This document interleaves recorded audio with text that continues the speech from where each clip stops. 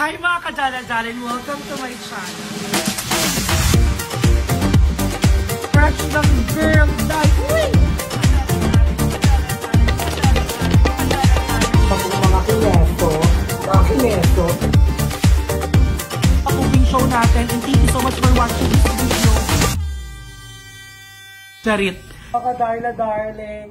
So, hi mga kadala-daling, welcome to my channel. For today's video is not a cooking show. Dahil mag-chikahan lang po tayo ngayong araw na to. Chikahan? Gusto mo yun? So, ngayon kasi hindi ako nakapag-go kasi sobrang na-busy. And then medyo pagod at bukas yung malalaman kung nasan tayo ngayong araw na to. At kung ano man ang nangyari ngayong araw na to. But today, let's just focus sa chikahan natin. And then, ang magiging chikahan natin ay chikahan ng mga exes na afam.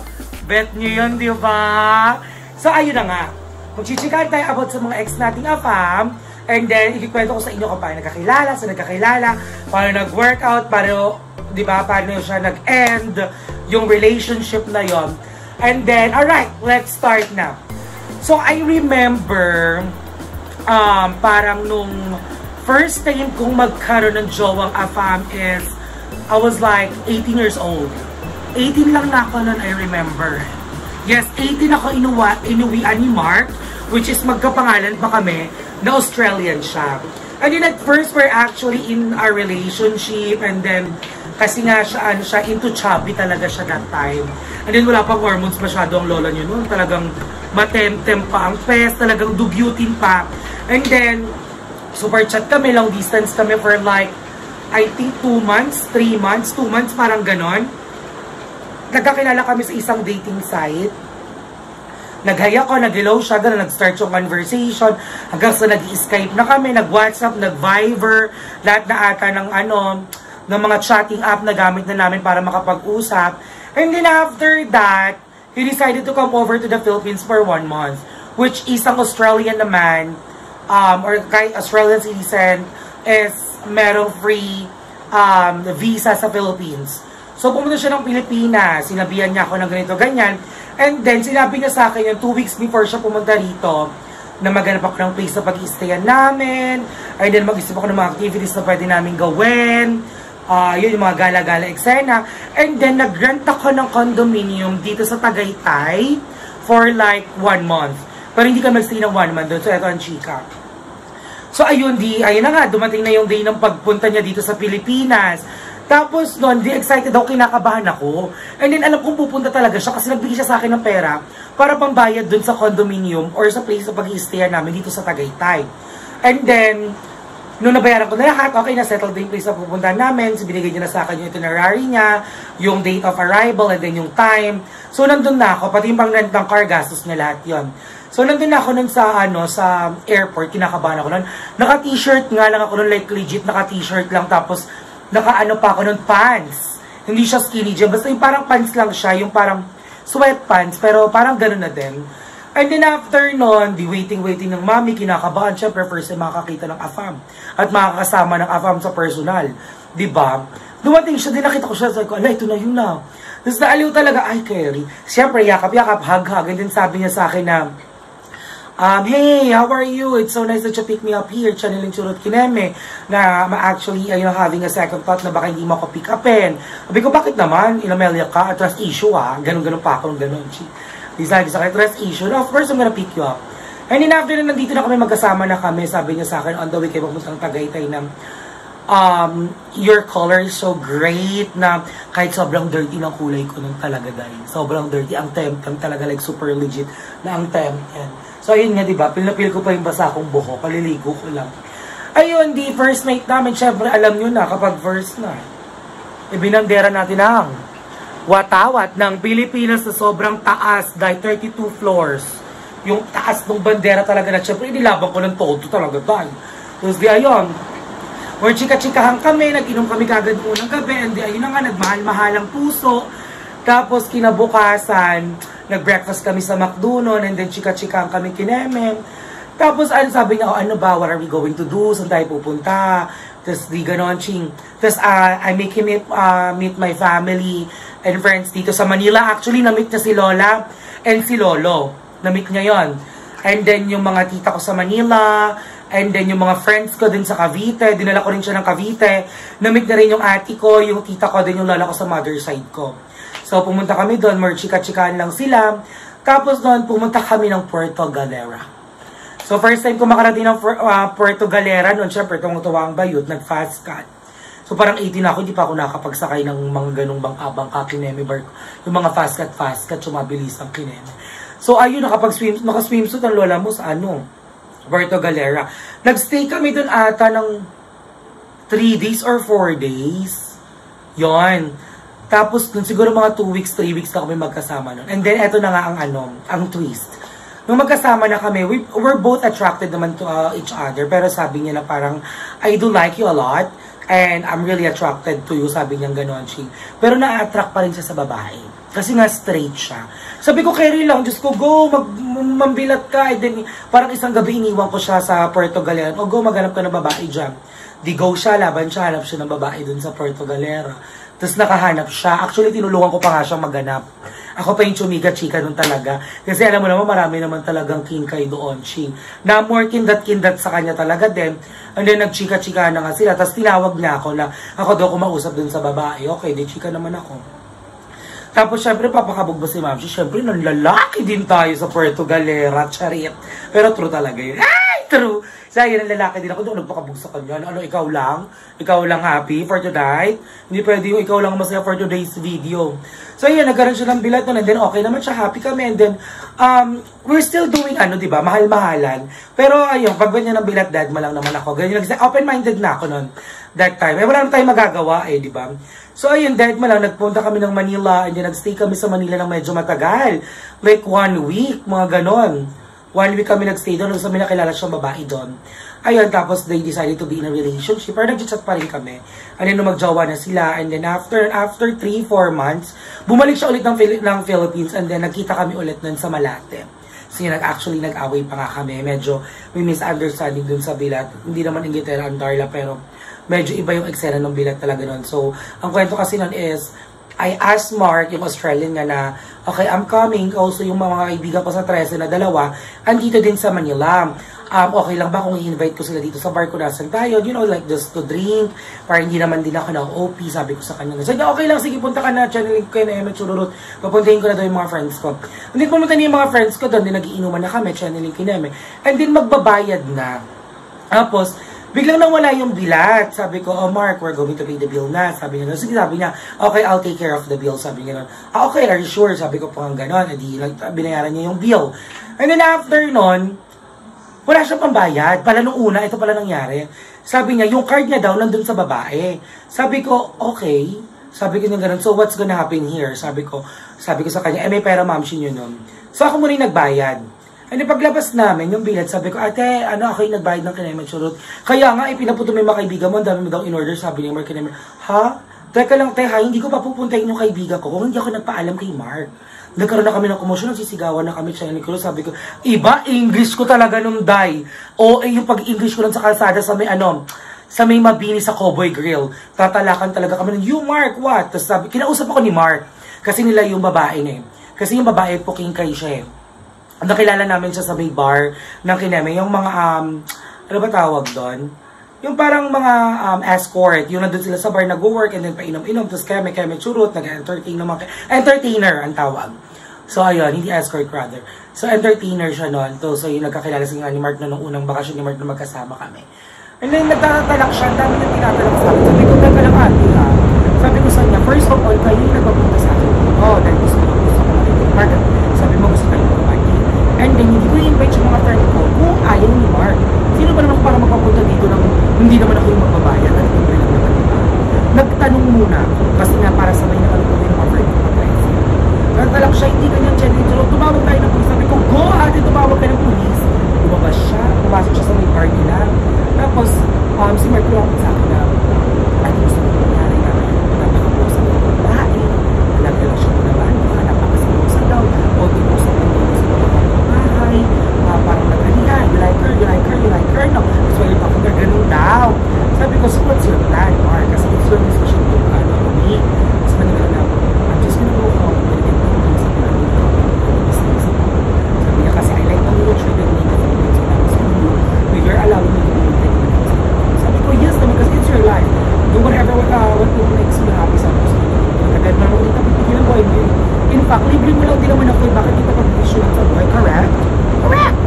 ayun na nga yung mga eksena mo. And then, gano'n, tinatalakan na lang, tapos nagkapulisan na lang. Tapos nagtatalakan kami sa police na babae. Sabi ko, wait ate, sabi sa kanya, I'm gonna speak English, so Martin Anderson, what are we arguing about? Sabi niya, okay, chichika kami mo, si Mark sumasang-ayon sa akin. And then after nun, sabi ko, Mark, what's your plan? Are you coming in here, come or what? You're gonna get your things. And then after that, you're gonna go back to Australia.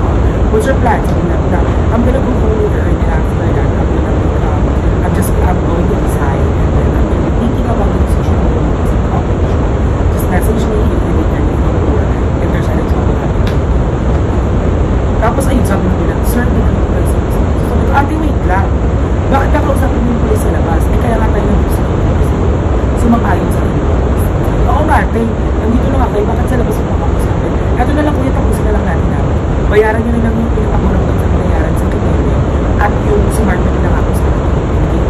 Okay, Mark, I'm going home na, sabi ko sa gano'n, na parang biglang bumalikat kasi nagsila nun sa buong sabi ko, this is the last time na ipagtatanggol kita kasi iniwan mo ko sa'yo. Basta may nangyari nun, yun yung naaalala ko, na parang nag-side na siya dun sa buong, hindi ko alam na for his safety ba yun or what, pero for his safety kasi nung siya, okay? He has no place to stay na yung mga gamit. So baka gano'n na kayo nangyari. Anyways, move on tayo dyan. So, ayun, continue ang ma'am siya nakaka-chat ko. Hindi ko pag-dating up nun. And then after nun, sa isang dating site ulit, nakilala ko Australian. Yan, yun naman ay si Grant. Pero si Grant ay parang 16 years old. Yes. So, yun, 16 years old. Si Grant, chat-chat kami. Like, for a month then, more than a month. Oh, more than a month bago lang vacation kami. And then after, in-start na ako sa Steto. Ah, sinusustento ka, pretty. Oh, loko. So, ayun na sinusustentuhan ako ni Mark, ni Granton. Basta mag-resistento sa akin for 7 months. And then after 7 months, he decided to come to the Philippines to see me and we get together na, to spend time together na nga. And then, napakaswerte ni Grant. Why? Dahil dumating si Grant ng March 14 or 13 and nag-lockdown kinabukasan ng pag-arrive sa Philippines. Kaya si Grant ay isa sa mga nag-quarantine. Kaya, bongga life ng Daryl. Yun yung kinukwento ko sa inyo na. So amazing to do shopping with Korean guys. Doon ko na-experience yun. Kasi sabi mo sa akin, okay, mamaya na yun. Medyo marami yan. So yun, nakita kami guys yung doon namin sa airport ng friend ko na sa dance. Hi, Aura, I'm the sea girl. Tapos yan, kami ni Aura pinagsutulan sa kanya. And then after nun, so doon namin, nasa bahay na kami. Bago siya dumating, nangungupahan na ako ng sarili kong bahay. For like 2 months ata. 2 months. Umuupa na ako. So, independent na ang mami nito. Tapos yun, nangungupahan na ako. Parang gusto niya namin, bumili na ako ng mga gamit sa mga pinapadala niya. Yung mga essential, yung mga talagang kailangan namin para makasurvive kami everyday. Like yung kalan, electric fan, basta yung mga ganun ref, mga pineme. Ang happy-happy talaga ng buhay ko, to promise. Naranasan kong bumuo ng bahay. Pero hindi ko nga ng pera. Pero ang sarap sa really. Yes, ayun, pinunod namin siya. Siyempre, first night ulit mga mamshi, titinaas natin ulit ang bandera ng Pilipinas. Kanina, 32nd floor. Ngayon, 45th floor talaga ang pagtaas ng bandera talaga ng Pilipinas. Tuntay! And lahat itatanong niyo kung kumikemi pa ba ang nangyari ni Ate Capandra? Siyempre, oo. Oo, kumikemi pa talaga kahit 60 years, 60 plus na siya ganyan. And then, ayun na nga, ang saya talaga ng buhay namin. Like everyday, more chikahan lang kami, more watch kami ng movies. And then, na-quarantine na siya. So, makulan lang yung months kami sa color lang ko lang ng buhay. Nakawa ko sa kanya kasi ang dami namin gusto puntahan talaga. Parang magkala-gala kasi ang first time sa Philippines. So, gusto ko talagang kumemi kung saan. But we're really unhappy kasi na COVID na. So, ayun, nag-stay kami ng first month namin sa Boga, second and third month. And then ako lang yung pwedeng lumabas kasi ako lang yung may quarantine pass. And then naka-facial, naka-face mask, and ako lang ang transportation. Hihintayin mo pa yung parang tricycle ng subdivision mo para ka makapunta ng SM. And then sa SM Dine, sa labas palang pila na ang haba-haba. Sa loob, pila ulit! Nakakaloka. At supermarket lang ang bukas doon, ha? Nakaka-stress talaga yun, nakakaloka yun. And then after nung binibili ko yun talaga, I need namin ito. Bili na ako ng baboy, ng manok, mga chichirya, mga inutin, yung mga citrus na inutin, syempre nakakaloka yung maripos niya. Kasi yung mga chichirya natin, syempre mga pang keme-keme yung mga tumitos, mga lace-lace yung kineme. Siyempre, yun lang ang kilala niya. So, get ako talaga ng get lang doon. Tapos, yung pinapag-grocery ko naman is good for 2 weeks. Every 2 weeks kasi nakataghala ng grocery. Excuse me. Every 2 weeks ng grocery. And then, ayun, wala kang ginawa sa bahay. Yung mag-buy, yung manood movies niya na sobrang black and white. Na black and white talaga. And then, kapag kumakain kami, kapag lunch time, nag-airline ko lang yung ng animal planet niya. Like pet lover. Kaya nabita ng Bakshi Dharma. Tsaka yung bar-bar. So, ayun na nangyari ka. So, ayun nangyari. Tapos medyo, okay naman kami. Wala kami tayo. Hindi nag-aaway. Okay naman lahat. And then after that, we both realized na meron talagang age gap. Yung age gap kasi talaga so meron talaga. And then, yung way of, namin, taking our way apart, talagang magkahiwalay, magkaibang namin talaga kung paano kasi. Pero but we're good. We actually planned nga na punta ka na sa Krabula para sa kami ng influence of visa. Again, doon na mag-stay na good. And then, yung tumiti na kami ng babae na tinitibas na kami from his father, which is a Vietnamese veteran. Yung mga Vietnamese who are getting better and his own expected is he's supposed to be like $800,000 and then kasi kung walang nagkakaroon sa kanya when his they call that stepmom passed away and they nakagawa yung holiday and so namin na tayo sa nakareceive siya ng ulit kasi kumahapon and then naiyak siya talagang nangihinig siya. That is the first time that I saw him shaking and then naihinig siya. Sabi ko, what happened? What's wrong? Nothing. I'm just really happy kasi I thought na parang pinapakilang sa akin yung body ko and then lagi nasa stepmom ko lang lagi attention niya. And then I wasn't expecting na yung stepmom na pala is inipon yung interest ng $1 million na bago ng ginastos. So, inipon yung interest. Kaya, instead of $300,000 or $350,000, inheritance money, naging $1 or $1 million Australian dollars. So, ayun, nalulokal ko sa mga yung talaga dito ng person kung naging gano'n na. Kasi nakikita ko yung never pinapabasa na sa akin. And then, ayun, November yun eh. So, sabi niya, I need to go back to Australia to send papers for emergency na yung inheritance money niya. And then, yung bumalik siya to Australia, sabi niya na, we're not gonna do the same thing that we're doing on our first long-distance relationship, like we go together. And then after, bigla siya nagbago na nakalipad na siya ng smell. Sobrang cold. Walang chika na bago na siya ng smell. And then pagkatid ko sa kanyang airport, ay ante, mula Pasay hanggang Trece Martres City, umiiyak ang mamshi mo talaga.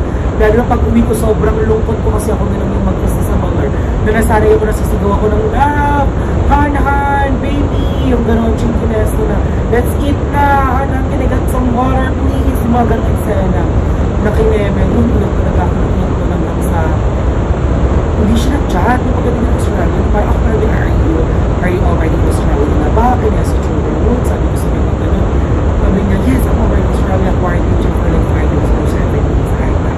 Ito, okay, sige, tumagal yung long distance relationship namin ng 2 weeks na ulit. Then sabi niya na, I think it's not gonna work out with Booch. Nabaliw si Mamshi talaga kasi wala ako pinag-work na. Ayaw na ako mag-work kasi na parang work time ko sa kanya. Nabaliw talaga sa Booch. Ay, paano ang kliyente, kasi nag-work na ako nun eh. Ginaan siya na ako. And then after nun, nag-iwan siya sa akin ng parang 25,000. And then sabi niya, I think we should end this again and this is the last money that I will send. So, pinagaling ako na kami 25,000. So, itotal na 50,000 na ito sa akin. Ay, tapos nag-end. Tapos natawagan ko siya, I'm begging him. No, talaga, nagbebeg talaga na. Sabi niya, I really love you so much na hindi pa rin kami start with love. Sabi niya, I think it's good na if we're going to end this relationship. And then, alam niyo naman na sobrang pretty ng Mamshi Darna. Ang Darla niyo, sobrang pretty. May Danish naman na nag-PM sa atin tayo. December din yun. At ang ginawa ng Danish na yun, si Brian, which is 52 years old siya. No, long distance lang. No ha, wala pa kami isang unang padala kagad ng Christmas gift, which is, if I didn't mistake, parang mga nasa 9,000 natin sa noong December.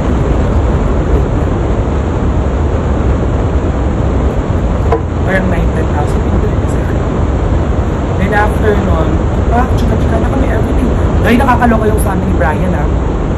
Video call sa pagtulog, video call sa pag-isip. Nag-e-end lang yun kapag lalabas ako ng bahay. Like super legit talaga.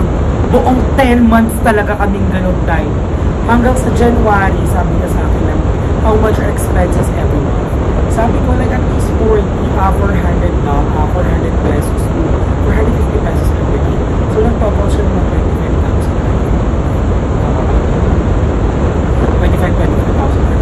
So yun ang pinagalaga sa akin for 10 months straight. Na nasa bahay mo, gigigalo ako, chino lang kami, waiting na naman ng friend din talaga dahil.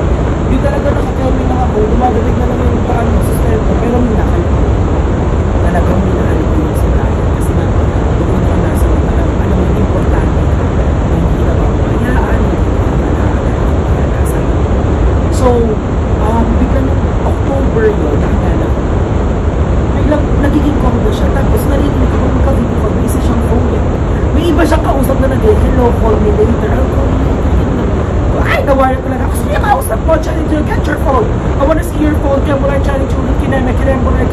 Are you cheating on me? Are you talking to another lady who are trans, gender? Kineme. Hysterical ka na. Sabi niya, no, I'm not. Wait, I have to go na. Sabi niya, I have to go to the school. Nag-try ko sa yung so, once lang swear, nalobat yung phone niya. Nakastack lang yung video meeting mo siya. And then, namatay yung phone niya. Tapos after nung nag-charge yung pinagawa ko, nag-healing. Ayun yung nila kasi nasa.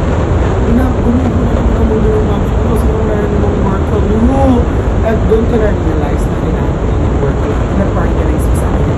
Ay, yung friend ko na si Martin. Hi, friend ko. Super sweet girl, Martin. So, ayun, si Martin.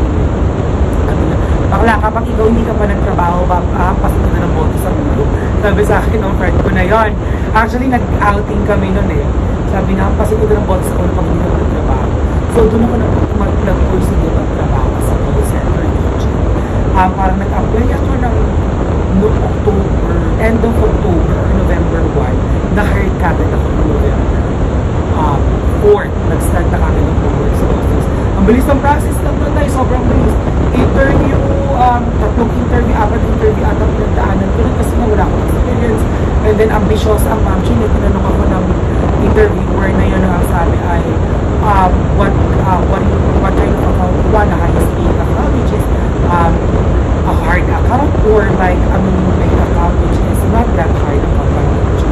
Sabi ko, I'm very ambitious. I wanna take the hard account which is paid. Another final interview, girl. Siguro mga 3-4 na interview ako nun. Hanggang sa doon ko naman ako mag-team of workers. So, October yun eh. November 4th, super, na ako ng work. Siyempre, habang work, habang nagtatraining ang mga sa call center, naka-dating site and dating app pa rin tayo. Siyempre, pindot pa rin, or chatting. At doon na nga natin nakilala si Simon. Which is yung ex-fiancé ko, yung pinaka-latest. Doon ko na nakilala si Simon. So, ganun na get to know each other again ng buong November. Hanggang sa naging kami na ng buong November or early December. Ay, hindi parang October na si Simon. Ayun, nagkakulan na. October 14. Nililigawan na pala ako ni Simon October. Sinagot ko ata siya ng November. And then nag-book agad siya ng flight papunta ng Philippines ng December 31st. And then ang arrival niya is January 1st, which is nasayang. Ay, hindi pala nasayang ticket. Kasi na-refund niya dahil yung okay. Bongga si Simon. Doon ko na-feel talaga na sobrang seryoso sa akin kasi he's willing to fly from UK, from United Kingdom, England, to the Philippines just to see me. And he's sobrang frustrated and I remember na sobrang naiiyak siya talaga doon. Dahil hindi nga siya nakalipad na sa airport na siya sa YouTube. Pagka-video ko na siya iyak, iyak na rin ako sa bahay, wala akong pasok ng parang ayaw na umuwi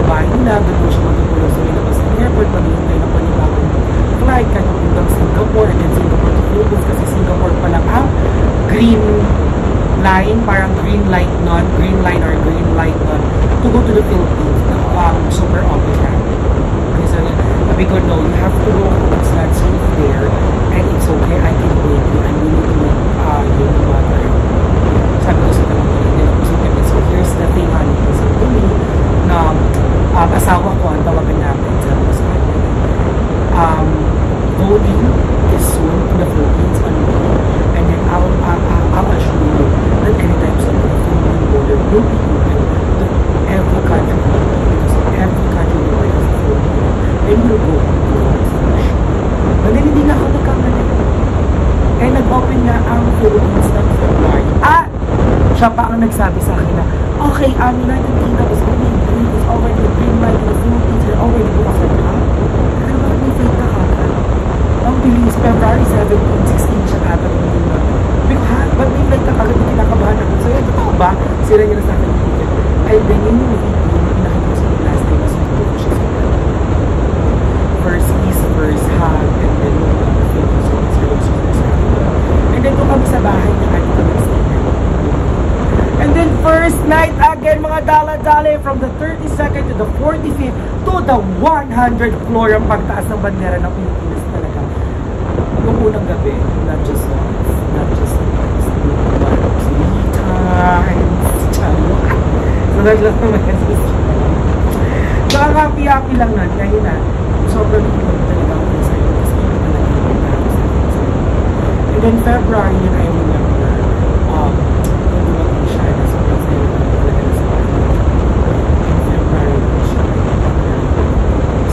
sa tagaytay ka sa book, sana all ng proposal.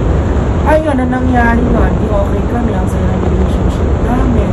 And then dapat 3 weeks ang siya mag-stay sa Philippines at sobrang lang yung darla-darling ko, nag-extend at binayad mo ang trabaho sa ibang bansa sa UK para na makapag-stay ng 3 months dito sa Philippines. I'm so happy! So from February, March, April, and May, magkasama kami. Sobrang saya. Kahit kami everywhere, pumunta kami ng UK, more mahal-mahal na kami, pinag-alas sa akin sa ang tuloy na pagmamahal talaga, and that's what's right. Kasi iba siya. Todo siya sa lahat ng minsan sa society at pinataas niya talaga ang standard sa pagdating sa relationship. And then after that mga darling, umuwi na nga si Simon papunta ng England kasi kailangan niya nang mag-work ulit.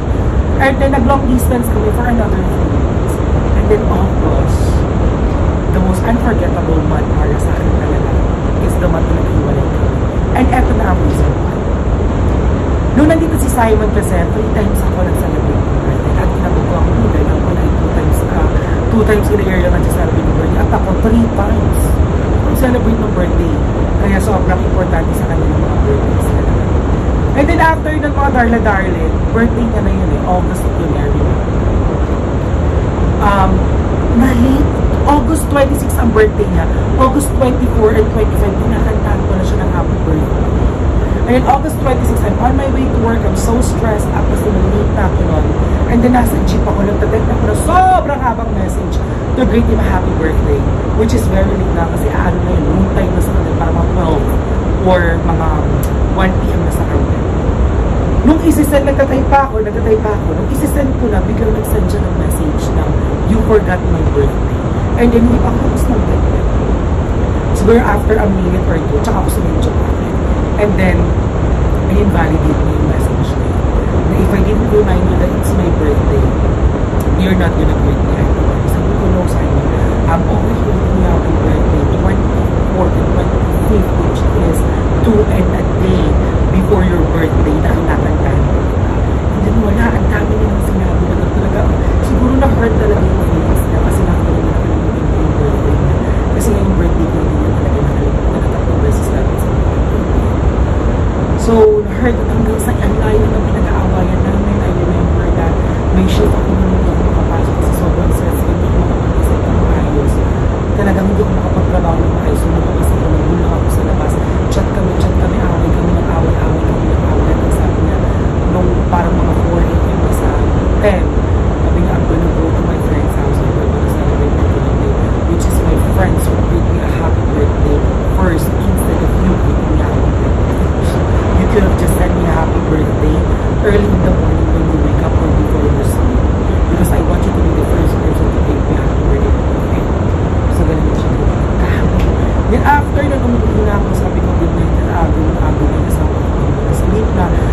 tired working, I'm stressed, and then I think everything okay when you play the way kasi hindi siya nag-check. And then pag-isip ko naman, pag-uwi ko naman ako natin, pag-isip ko naman tapos hindi ako mag-send makasend sa iMessage. Deactivated yung WhatsApp app na nilamang kayo kasi I tried to save his numbers in my phone and then sinave ko and then try ako mag-message sa WhatsApp. Wala. His phone number is not connected or doesn't have any account in WhatsApp. I give him 3 weeks, 1 month, 2 months. Nag-reach out. Hindi siya I think nababaliw ako ng others. I'm still trying to send him an email. I miss you. Just now, I'm trying to get out of here. Going to send you any messages na pero wala na. Kaya naman mo. So, sorry. Mga sugar natin kung nag-iisang bar. Dahil lang kwento ng mga relationship ng Darla-Darling natin, sana hindi kayo na-boring, medyo mahaba to. So ayun na nga, so dyan na natin tatapusin siguro ang video na to. Dahil na medyo, to be honest with you guys, late na po ako sinushoot ko tong video na to. And then, isang pasada ang edit. And then, kasi ayoko, siyempre namimiss ko kayo. And then, natatouch ako sa nag-message, ba't wala kang upload? Bakit hindi ka nag-upload? I'm moving forward sa video mo today. And then, it really makes me happy. And it really makes me feel bad kapag hindi na wala ka pag-upload. At namimiss ko ang day na wala upload. At hinahanap mo ako. It really makes me special, mga Darla-Darlings.